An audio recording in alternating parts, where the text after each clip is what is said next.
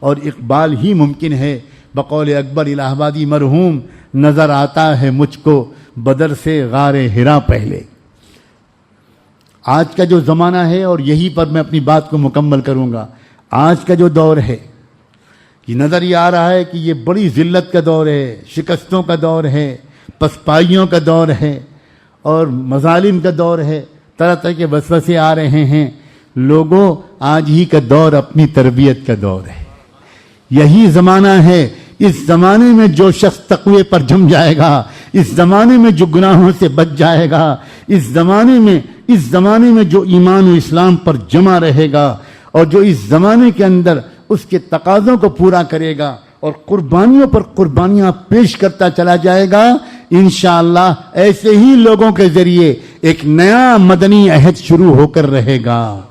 واللہ العظیم، واللہ العظیم، ایک نیا دور فتح کا آنا ہے، ایک نیا دور فتح کا آنا ہے، لیکن اس میں حصہ ان لوگوں کا ہوگا جو آج کے دور میں جم کر دکھائیں۔ یہ مایوسی کا دور نہیں ہے، اللہ بڑے بول سے بچائے۔ اللہ سے دعا مانگتے ہوئے یہ کہنے کا دور ہے کہ اللہ ایک موقع آپ نے ہم کو دیا ہے، اللہ اس موقع آپ نے ہم کو دیا ہے۔ ہم اس دور میں اسی قسم کے حالات کا مقابلہ کر رہے ہیں جس دور کے حالات کا، جس قسم کے حالات کا مقابلہ اللہ کے رسول نے اور صحابہ نے کیا تھا۔ اللہ ہمارے اندر تو وہ ایمان نہیں ہے، وہ یقین نہیں، وہ حوصلہ نہیں، لیکن ہم وہ ایمان و یقین کس سے مانگیں؟ آپ سے نہ مانگیں، اللہ ہمیں وہ ایمان دیجیے۔ اور دعا مانگنے کے ساتھ ساتھ آپ سمجھیں، پوچھیں سمجھداروں سے کہ ہمیں اس دور میں کیا کرنا ہے۔ پوری دنیا کے اندر عجیب و غریب قسم کے حالات پیش آ رہے ہیں، ایک کے بعد ایک کا ملک ایک بعد، ملکوں کو شیطان فتح کر رہا ہے۔ میرے الفاظ پر غور کیجیے گا، ایک کے بعد ایک ملک کو شیطان فتح کر رہا ہے، اور آج نہیں تو کل ہماری باری ہے۔ اچھی طرح سمجھ لیجئے، بہت اچھی طرح سمجھ لیجئے، بہت اچھی طرح سمجھ لیجئے، خوب اچھی طرح دل کے کانوں سے سن لیجئے۔ اس بات کی نئے حوصلوں اور نئے ارادوں کے ساتھ بھرپور کوشش کی جائے گی کہ ہمارے اور آپ کے بچے مسلمان نہ رہیں، توحید کا کلمے سے محروم ہو جائیں، حضور پاک صلی اللہ علیہ وسلم کے نام سے اور بالکل محروم ہو جائیں۔ ایسی چیزیں اسکولوں میں پڑھائی جا رہی ہیں اور پڑھائی جائیں گی اور پڑھائی جا رہی ہیں، اور پورا نظام چل رہا ہے اور چلے گا اور بڑھے گا۔ مجھے کوئی ہچکچاہٹ اس کے کہنے میں نہیں ہے، اللہ کرے کہ یہ خیال غلط ثابت ہو جائے۔ ہم یہ نہ سمجھیں کہ شام اور عراق میں امتحان ہو رہا ہے، یمن میں امتحان ہو رہا ہے، اور ہم یہاں خوب مرغے پراٹھے کھاتے ہوئے آرام سے چلیں گے۔ کچھ نہیں ہوگا، سخت سے سخت امتحان کی ترازو زمین میں نصب کر دی گئی ہے، اور فتنہ دجال زمین میں اپنی آخری شباب میں ہے۔ یہ وقت ہے مایوسی کا نہیں، خوف کا نہیں، یہ وقت ہے اپنے کو بنانے کا، اس طرح جس طرح مکی زندگی میں صحابہ نے اپنے کو بنایا تھا، اور انہی کے ذریعے سے اگلی دور کی فتوحات ہوئی تھی۔ آج کے دور میں ہم میں سے ہر ایک کو طے کرنا چاہیے کہ ہمارا ایمان پختہ ہو، ہمارا یقین مضبوط ہو، ہماری عبادات بہتر ہوں، ہماری نمازیں اچھی ہوں، ہمارا اللہ سے تعلق اچھا ہو، ہمارے اخلاق اچھے ہوں، ہمارے معاملات اچھے ہوں، ہماری معاشرت اچھی ہو، ہم کو ضروری علم دین ملے، بے حیائی کا بالکل ماحول نہ ہو، ہمارے گھروں میں تصویریں نہ دیکھی جائیں، فلمیں نہ دیکھی جائیں، میوزک نہ سنی جائے۔ اللہ اکبر! جس زمانے کے اندر ہمارے نوجوانوں کے پاس ایک بہترین موقع ہے، ایک بہترین موقع ہے اس دور کے نوجوانوں کی یاد تازہ کر دینے کا، مگر خون کے آنسو رونے کا دل چاہتا ہے۔ آج ہماری قوم کے جگر کے ٹکڑے، ہمارے عزیز نوجوان لڑکے اور لڑکیاں ڈرگس کی عادی ہو رہی ہیں، نشیلی دواؤں کو استعمال کر رہی ہیں، پوری سازش کے تحت مسلم شہروں میں، مسلم بستیوں میں، مسلم محلوں میں بہت سستے داموں نشیلی دواؤں کو بیچا جا رہا ہے۔ مجھے ابھی چند دن پہلے یہ بات کسی نے بتائی، ابھی چند دن پہلے، کہ بمبئی کے ان علاقوں میں جہاں مسلم آبادی زیادہ ہے، وہاں اسرائیل کی بنی ہوئی ڈرگس کی دوائیں گھر گھر بیچی جا رہی، اسرائیل کی بنی ہوئی، اور وہ یہاں بھیجی جا رہی ہیں، سوچ سمجھ کر بھیجی جا رہی ہیں، اور ایک شہر میں نہیں، پوری امت مسلمہ کے نوجوانوں کو زنا میں، بے حیائی میں، بدکاری میں، فحاشی میں ڈبو دینے کی سازشیں کی جا رہی ہیں۔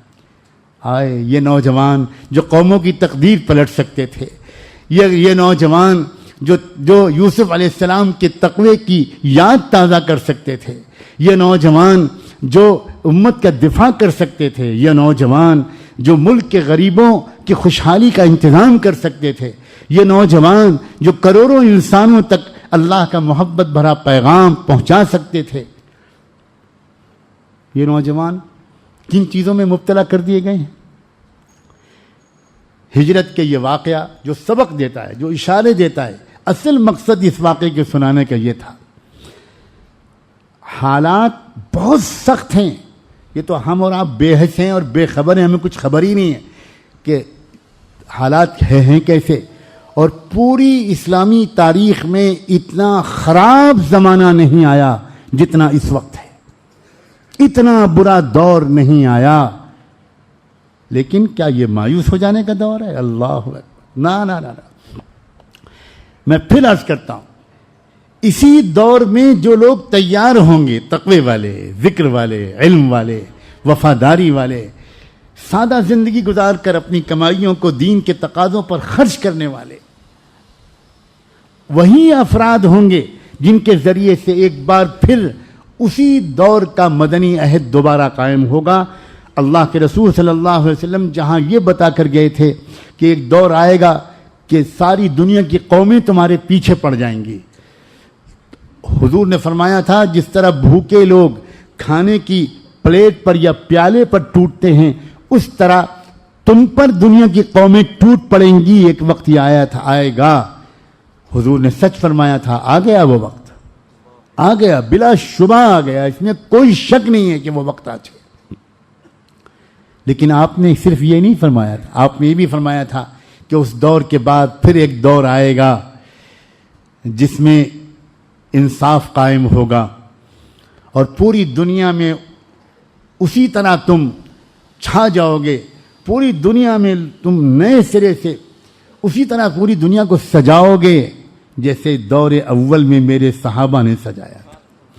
اور حضور نے تو ایک مرتبہ عجیب و غریب انداز سے فرمایا تھا، اللہم ارحم اخوانی، اللہم ارحم اخوانی، اللہ میرے بھائیوں پر رحمت فرما، اللہ میرے بھائیوں پر رحمت فرما، اللہ میرے بھائیوں پر رحمت فرما۔ صحابہ بیٹھے ہوئے حیران۔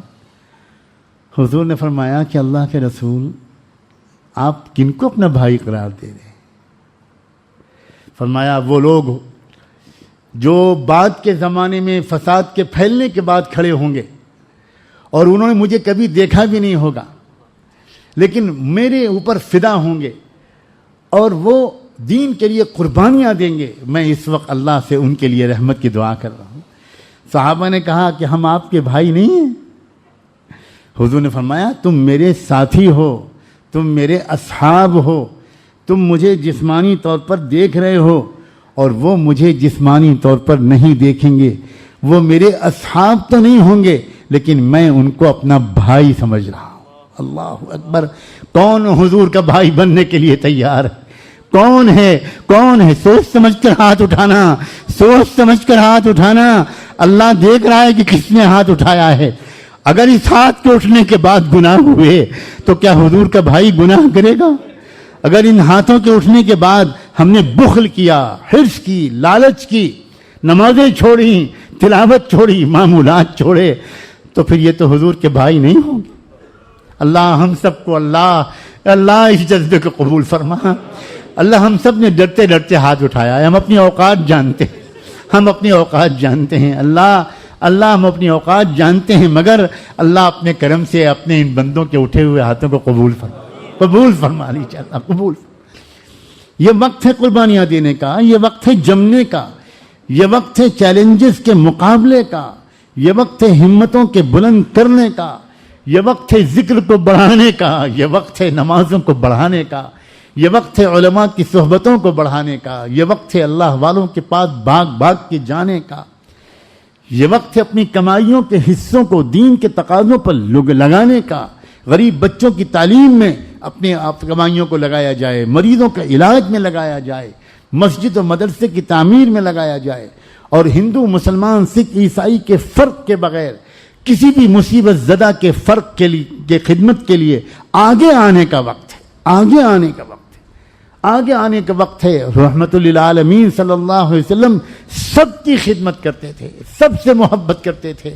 اللہ ہمارے دلوں کے اندر جو دشمنیاں, جو اجنبیتیں, جو نفرتیں, جو عداوتیں ہیں گھس گئی ہیں, اللہ ان سے ہمارے دلوں کو پاک کر دے میرے اللہ.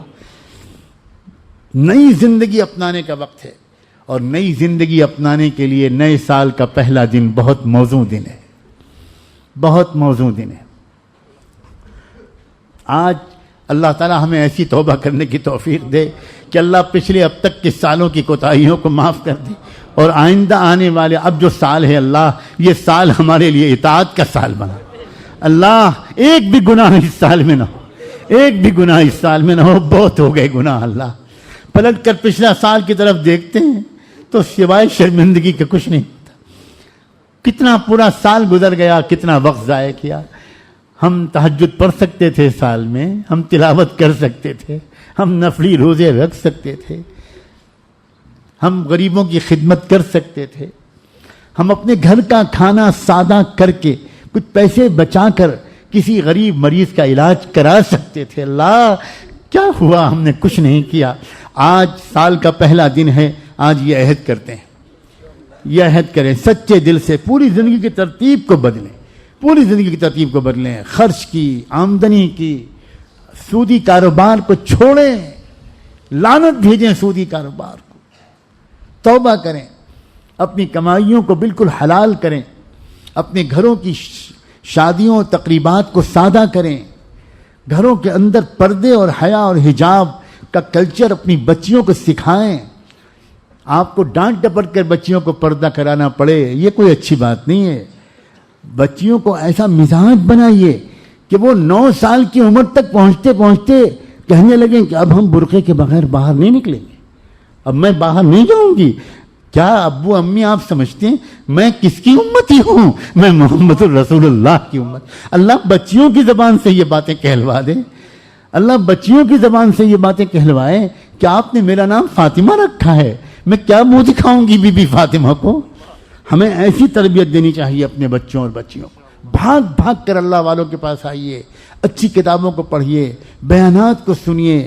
انٹرنیٹ اور موبائل کا غلط استعمال مت کرو میرے عزیز نوجوانوں, مت کرو ان چیزوں کو غلط استعمال.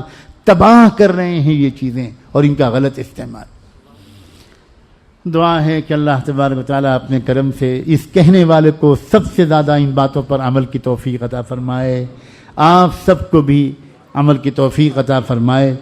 بس بہت سے حضرات بیعت کے لیے آئے ہوئے تھے,